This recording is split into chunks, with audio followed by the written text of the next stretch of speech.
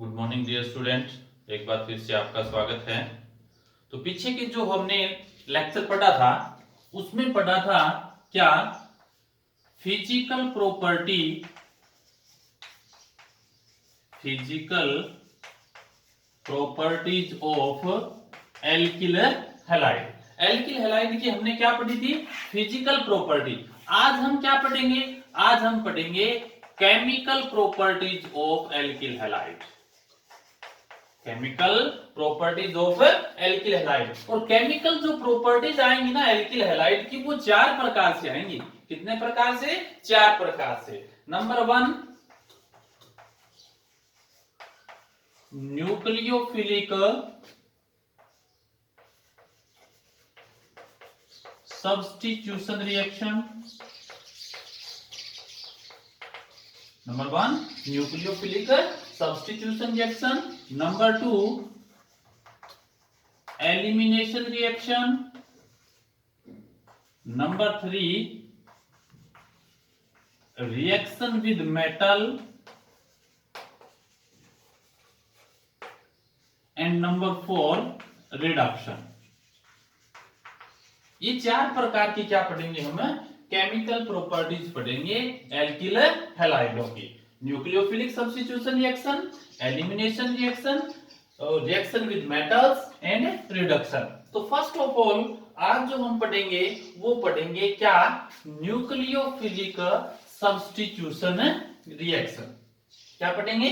Nucleophilic substitution reaction. अब इसको बोलते हैं एसन रिएक्शन। क्या बोलेंगे? एसन रिएक्शन बोलते हैं, न्यूक्लियोफिलिक सब्स्टिट्यूशन रिएक्शन। अब इसको न्यूक्लियोफिलिक सब्स्टिट्यूशन क्यों है? जैसे फॉर एग्जांपल एल्किल हैलाइड हो गया, ठीक है ना? क्या हो गया?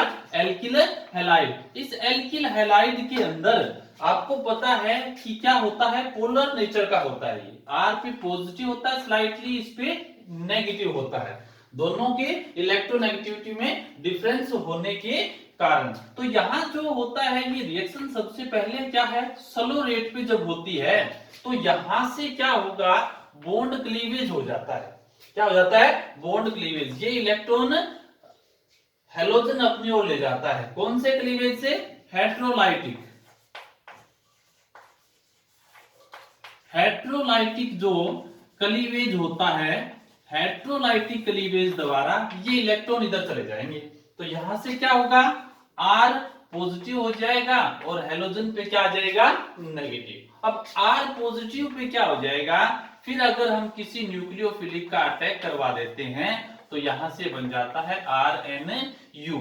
ये NU का मतलब है न्यूक्लियोफिलिक। कोई भी न्यूक्लियोफिलिक हो सकता है, जैसे फॉर एग्जांपल OH हो गया या Cn नेगेटिव हो गया, ठीक है ना? तो यहां से देखिए एलोजन का जो सब्स्टिट्यूशन था ना वो किससे हो गया? न्यूक्लियोफिलिक से हो गया, किसी अनदर न्यूक्लियोफिलिक से, जो कि एलोजन की अपेक्षा क्या होते हैं? स्ट्रॉन्ग होते हैं। वैसे मोस्टली एलोजन से सारे क्या होते हैं? स्ट्रॉन्ग ही होते हैं। तो एलोजन से इस न्यूक्लियोफिलिक ने एलोजन का क्या कर दिया? सब्स्टिट्यूशन कर दिया। तो एक न्यूक्लियोफिलिक द्वारा जब दूसरे न्यूक्लियोफिलिक को क्या कर दिया जाता है? सब्स्टिट्यूट कर दिया जाता है। तो इसलिए इसको बोलते हैं न्यूक्लियोफिलिक सब्स्टिट्यूशन रिएक्शन। तो यहां जो X है ना, X negative halogen, this is the leaving group. ये क्या है? लिविंग ग्रुप है। और जो न्यूक्लियोफिलिक है ये क्या है? This is a attacking group. ये क्या है? अटैकिंग ग्रुप है। तो जो X हैलोजन था ये लिविंग ग्रुप हो जाएगा, और NU जो न्यूक्लियोफिलिक है, अनदर न्यूक्लियोफिलिक है कोई भी है, जैसे फॉर एग्जांपल OH नेगेटिव या Cn नेगेटिव, ये क्या हो जाएंगे? Attacking group. तो इस प्रकार से इस हैलोजन द्वारा या इस हैलोजन का इस न्यूक्लियोफिलिक का सब्स्टिट्यूशन किसी दूसरे न्यूक्लियोफिलिक द्वारा हमने कर दिया। So therefore this is called nucleophilic substitution reaction। अब न्यूक्लियोफिलिक जो सब्स्टिट्यूशन रिएक्शन है, एसएन जो रिएक्शन है, वो भी क्या होती है? दो प्रकार से होती है। ये भी एसएन रिएक्शन कितने टाइप्स की होती है? 2 types, SN1 reaction and SN2 reaction. SN1 and SN2 reaction. अब SN1 और SN2 मींस क्या है? SN1 वन का मतलब है ये यूनिमोलिक्यूलर है। क्या है? यूनिमोलिक्यूलर रिएक्शन है, यूनिमोलिकुलर न्यूक्लियोफिलिक सब्स्टिट्यूशन रिएक्शन। ठीक है ना, 1 का मतलब क्या हो गया, यूनिमोलिकुलर न्यूक्लियोफिलिक सब्स्टिट्यूशन रिएक्शन है। 2 का मतलब है बाइमोलिकुलर, ये क्या हो जाएंगे, बाइमोलिकुलर सब्स्टिट्यूशन रिएक्शन। ठीक है ना, तो 2 का मतलब बाइमोलिकुलर और 1 का मतलब है यूनिमोलिकुलर। अब यूनिमोलिकुलर और बाइमोलिकुलर का मतलब क्या है, यूनि का मतलब क्या है कि जब ये सब्स्टिट्यूशन रिएक्शन होंगी ना, तो इन रिएक्शन में हम क्या करते हैं कि रेट ऑफ रिएक्शन देखा जाता है। क्या होगा, रेट ऑफ रिएक्शन देखा जाएगा। तो रेट ऑफ जो रिएक्शन है वो अगर एक मॉलिक्यूल्स के ऊपर, 1 मॉलिक्यूल्स के ऊपर डिपेंड करता है ना, तब तो क्या कहेंगे उसको, SN1। अगर रेट ऑफ रिएक्शन 2 मॉलिक्यूल्स के ऊपर डिपेंड करेगा तो उसको बोलते हैं बायोमोलिक्यूल्स। तो अब हम वो पढ़ेंगे, यूनिमोलिकुलर रिएक्शन पढ़ेंगे कि इनके अंदर जो रेट ऑफ रिएक्शन होगा वो एक ही मॉलिक्यूल के ऊपर डिपेंड करेगा, इसलिए इनको बोलते हैं यूनिमोलिकुलर। तो अब रेट ऑफ रिएक्शन है या फर्स्ट ऑर्डर की रिएक्शन होती है ये, तो फर्स्ट ऑर्डर की रिएक्शन इसका मतलब है इसका रिएक्शन की जो रेट है वो सिर्फ और सिर्फ एक ही मॉलिक्यूल के कंसंट्रेशन के ऊपर क्या करता है, डिपेंड करता है, इसलिए इसको बोलते हैं SN1। और इसका जो रेट ऑफ रिएक्शन है ना वो क्या करेगा, 2 मॉलिक्यूल के कंसंट्रेशन पे डिपेंड करेगा, इसलिए इसको बोलेंगे SN2। तो हम सबसे पहले बात करते हैं first of all SN1 reaction की। सबसे पहले किसका करेंगे हम, SN1 रिएक्शन की। तो देखिए डियर स्टूडेंट, इसमें क्या होता है कि कई बार क्वेश्चन आ जाता है कि क्या आएगा, इसके डिफरेंस आ जाते हैं। क्या आ जाते हैं, डिफरेंस आ जाते हैं किसमें, SN1 और SN2 के अंदर। तो यहां हम क्या करेंगे, स्टेप वाइज या इसका हम पॉइंट टू पॉइंट हम बात करेंगे कि दोनों के अंदर डिफरेंस कैसे हम पैदा करेंगे। तो सबसे पहले हम करेंगे SN1 रिएक्शन का। अब SN1 रिएक्शन है ना, तो नंबर 1 फर्स्ट पे क्या करेंगे आपका, दिस रिएक्शन जो है ना क्या होती है, अकर्स इन 2 स्टेप्स, 2 स्टेप में होती है। देखिए SN1 है ना, तो किसमें होगी, 2 स्टेप में होगी, इसके लिए 2 स्टेप लेने पड़ेंगे आपको। तो फर्स्ट इसका जो है पॉइंट वो क्या होगा कि this reaction occurs in 2 step, कि 2 स्टेप के अंदर ये रिएक्शन होती है। फर्स्ट ये हो गया, सेकंड इन फर्स्ट स्टेप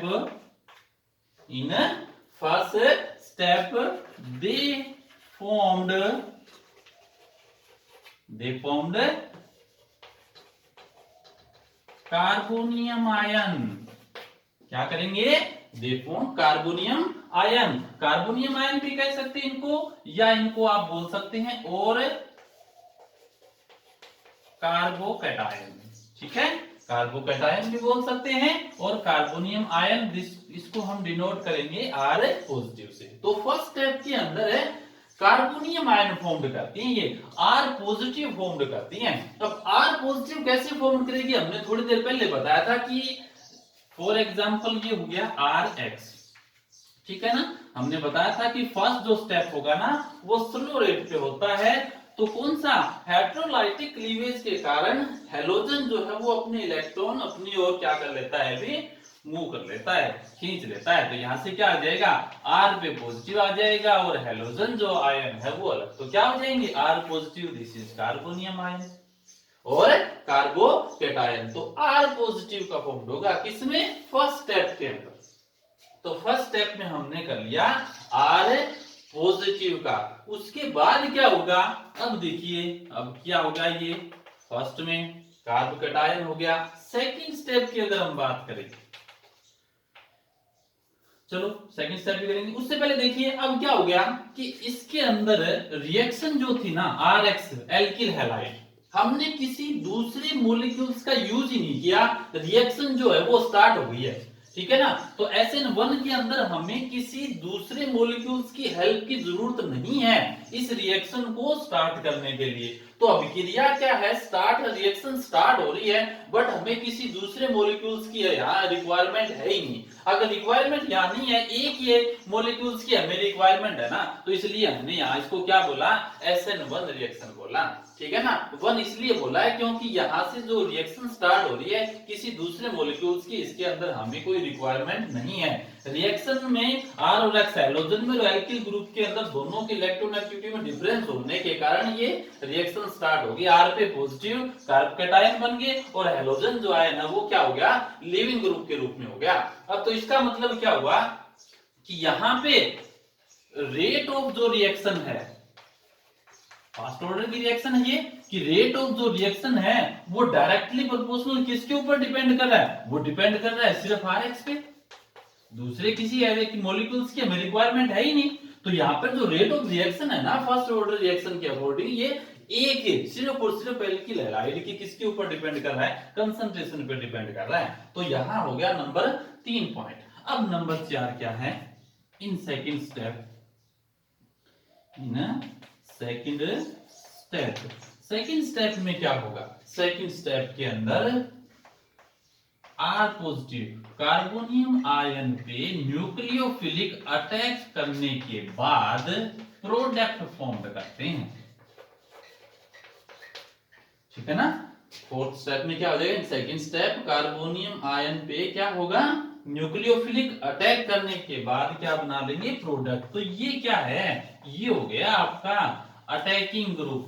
क्या हो गया, ये अटैकिंग ग्रुप हो गया ये। तो ये अटैकिंग ग्रुप इसके ऊपर अटैक करके प्रोडक्ट फॉर्म करता है। तो ये 4 टाइप, 4 पॉइंट लिख लिया हमने किसके, SN1 रिएक्शन के। तो यहां से देखिए, यहाँ SN1 इसलिए बोला कि रेट ऑफ जो रिएक्शन है ना वो सिर्फ और सिर्फ किसके ऊपर डिपेंड करता है, Rx के ऊपर डिपेंड करता है। अब ये जो Nu है ना अटैकिंग ग्रुप, ये तो सिर्फ और सिर्फ किसके लिए यूज हुआ, प्रोडक्ट फॉर्म्ड करने के लिए हुआ, रिएक्शन को कंप्लीट करवाने के लिए हुआ। फर्स्ट ऑर्डर रिएक्शन है ये, सिर्फ और सिर्फ एल्किल हैलाइडों का यहाँ यूज होता है। न्यूक्लियोफिलिक फिर R पॉजिटिव के साथ अटैक करके, अटैच होने के बाद प्रोडक्ट फॉर्म्ड करता है। रिएक्शन को स्टार्ट होने में इसका कोई रोल नहीं है। तो this is the fast reaction, ये फास्ट रिएक्शन होती है, ठीक है ना। क्या होंगी ये, फास्ट रिएक्शन। तो ये भी आप लिख सकते हो, this reaction are fast reaction, ठीक है। SN2 स्लो रिएक्शन में आ जाएंगी, स्लो रिएक्शन होती है, स्लो रेट पे होती है, और ये क्या होंगी, फास्ट रेट की होती हैं, ठीक है। तो ये हो गया नंबर 4। अब हम क्या करेंगे, अब करेंगे हम नंबर 5। इंपॉर्टेंट पॉइंट्स हैं ये 5 के 5। अब नंबर 5 जो है वो बात आती है किसकी, ऑर्डर ऑफ रिएक्टिविटी की। किसकी बात आती है, ऑर्डर ऑफ रिएक्टिविटी की। ऑर्डर ऑफ रिएक्टिविटी का मतलब ये है कि जैसे कि हमने यहां यूज किया एल्किल हैलाइड, तो एल्किल हैलाइड कौन से टाइप्स का यूज करें हम। एल्किल हैलाइड तो कोई भी हो सकता है, 1 डिग्री भी हो सकता है, 2 डिग्री भी हो सकता है और 3 डिग्री भी हो सकता है। तो कौन से प्रकार का एल्किल हैलाइड हम यूज करें कि हमारा जो SN1 जो रिएक्शन है ना वो इजीली कंप्लीट हो जाए, तो वो कहलाता है ऑर्डर ऑफ रिएक्टिविटी। कि कौन सी ऐसी एल्किल हैलाइड है जो ज्यादा रिएक्टिव होगा। तो इसमें क्या होगा कि यहाँ जो ऑर्डर ऑफ रिएक्टिविटी है ना वो डिपेंड करता है किसके ऊपर, स्टेबिलिटी पे, स्टेबिलिटी ऑफ कार्बोनियम आयन। किसके ऊपर डिपेंड करेगा, स्टेबिलिटी जो है वो कार्बोनियम आयन की स्टेबिलिटी के ऊपर डिपेंड करता है। Order of reaction, order of reactivity किसके ऊपर डिपेंड करेगा, स्टेबिलिटी ऑफ कार्बोनियम आयन पे डिपेंड करेगा। और स्टेबिलिटी ऑफ कार्बोनियम आयन क्या होता है, सबसे पहले किसका होगा, 3 डिग्री का, फिर 2 डिग्री का और 1 डिग्री का। 3 डिग्री जो कार्बोनियम आयन है वो सबसे ज्यादा स्टेबल होता है, उसके बाद 2 डिग्री और उसके बाद 1 डिग्री। इसका मतलब क्या हुआ, इसका मतलब ये हुआ कि एल्किल हैलाइड में 3 डिग्री एल्किल हैलाइड इजीली क्या करेगा, SN1 रिएक्शन करेगा। तो ऑर्डर ऑफ एल्किल हैलाइड है ना वो 3 डिग्री, 2 डिग्री और 1 डिग्री हो जाएगा। ये किसके ऊपर डिपेंड करेगा, कार्बोनियम आयन की स्टेबिलिटी के ऊपर डिपेंड करेगा। और कार्बोनियम आयन की स्टेबिलिटी सबसे ज्यादा किसमें होती है, 3 डिग्री कार्बोनियम आयन में, उसके बाद 2 डिग्री कार्बोनियम आयन में और उसके बाद 1 डिग्री। अब 3 डिग्री कार्बोनियम आयन ज्यादा स्टेबल क्यों होता है, या फिर ऑर्डर ऑफ रिएक्टिविटी वो 3 डिग्री में क्यों होती है। तो यहां हम करेंगे इफ हैलोजन एटम सेम, अगर हैलोजन एटम सेम है ना तो जो ऑर्डर ऑफ रिएक्टिविटी हो जाएगा ना, ऑर्डर ऑफ रिएक्टिविटी वो क्या होगा, वो ये हो जाएगा 3 डिग्री, 2 डिग्री और 1 डिग्री। ये हो जाएगा हैलोजन में 3 डिग्री, 2 डिग्री और 1 डिग्री। अब तीनों के बारे में पढ़ेंगे हम, 3 डिग्री, 2 डिग्री, 1 डिग्री कैसे होगा। देखिए तीनों की हम बात करते हैं, सबसे पहले हम 3 डिग्री की बात करते हैं। ठीक है ना, 3 डिग्री हमने ये कर लिया, this is the 3 degree halogen atom. अब यहां क्या होगा देखिए, यहां से आपको पता है कि प्लस आई इफेक्ट डालेंगे alkyl group, plus I effect डालेंगे तो क्या हो जाएगा, कार्बन के ऊपर जो इलेक्ट्रॉन डेंसिटी है ना, वो इलेक्ट्रॉन डेंसिटी वो क्या हो जाएगी, इंक्रीज हो जाती है। और इलेक्ट्रॉन डेंसिटी इंक्रीज हो जाएगी ना, तो हैलोजन आयन क्या हो जाएंगे, ये इजीली रिमूव हो जाते हैं। अगर इजीली ये रिमूव हो जाएंगे यहां से, तो इसका मतलब ये क्या बनाएगा, पॉजिटिव, तो उसकी स्टेबिलिटी क्या होती है, सबसे ज्यादा होती है। 2 डिग्री की बात करें ना, तो 2 डिग्री में क्या होगा, 2 डिग्री के अंदर एल्किल ग्रुप कितने होते हैं, 2 ही होते हैं। तो इसका मतलब इसके कंपैरिजन में इस पर जो इलेक्ट्रॉन डेंसिटी है वो क्या हो जाएगी, लेस हो जाएगी। तो हैलोजन आयन को रिमूव करने में क्या होता है, इसके कंपैरिजन में इजीली नहीं होता, इजीली नहीं होता, तो इसकी स्टेबिलिटी क्या हो जाएगी, बहुत डिक्रीज हो जाएगी। और 1 डिग्री की अगर हम बात करें, तो 1 डिग्री के अंदर तो क्या होता है, सिर्फ और सिर्फ एल्किल ग्रुप एक ही होता है, एक एल्किल ग्रुप है, तो इसका मतलब इसकी इलेक्ट्रॉन डेंसिटी और डिक्रीज हो जाएगी। इलेक्ट्रॉन डेंसिटी और डिक्रीज हो जाएगी तो यहाँ से जो बॉन्डिंग है वो क्या हो जाएगा, स्ट्रॉन्ग हो जाता है। इसका मतलब इसका क्लीवेज नहीं हो पाता, क्लीवेज नहीं होगा तो फिर क्या नहीं होंगे, ये कार्बोनियम आयन फॉर्म्ड नहीं करेंगे, और कार्बोनियम आयन फॉर्म्ड इजीली नहीं करते, तो इसका मतलब इसकी स्टेबिलिटी क्या हो जाती है, और डिक्रीज हो जाती है। तो यहाँ हमने इसी प्रकार से समझा कि जैसे कार्बोनियम आयन की स्टेबिलिटी हो जाएगा ना, उसी के अकॉर्डिंग क्या हो जाएगा, उसी के अकॉर्डिंग हैलोजन एटम और हैलोजन मॉलिक्यूल्स की ऑर्डर ऑफ रिएक्टिविटी आ जाएगी। तो अगर स्टेबिलिटी 3 डिग्री की है तो ऑर्डर ऑफ रिएक्टिविटी हैलोजन का भी क्या हो जाएगा, 3 to 1, ठीक है ना। तो अगर वैसे नॉर्मली याद रखना है 3 to 1, 321 का फॉर्मूला आप याद रख लेंगे, किसके अंदर, SN1 के अंदर, ठीक है ना। तो ये आ जाएगा, अगर हैलोजन एटम सेम है तो ऑर्डर ऑफ जो रिएक्टिविटी है वो आ जाएगा 3 to 1। ये 5 क्या लिख लिया हमने, इस प्रकार के पॉइंट लिख लिए कि जो SN1 है, 2 नंबर का इक्वेशन आता है SN1 और SN2 के अंदर, 4 नंबर का टोटल लेसन है ये, एक 2 नंबर का क्वेश्चन आता है, इसमें 2 एक नंबर के क्वेश्चन आते हैं, शॉर्ट आंसर क्वेश्चन आते हैं। तो एक जो 2 नंबर का क्वेश्चन आता है वो SN1 और SN2 में काफी बार क्या हो जाता है, डिफरेंस पूछ लेते हैं। तो ये 5 डिफरेंस इसके कर लिए, 6 डिफरेंस इसमें कर लेंगे, 5 से हम क्या करेंगे, SN2 के अंदर कर लेंगे। तो ये था आज SN1 रिएक्शन का।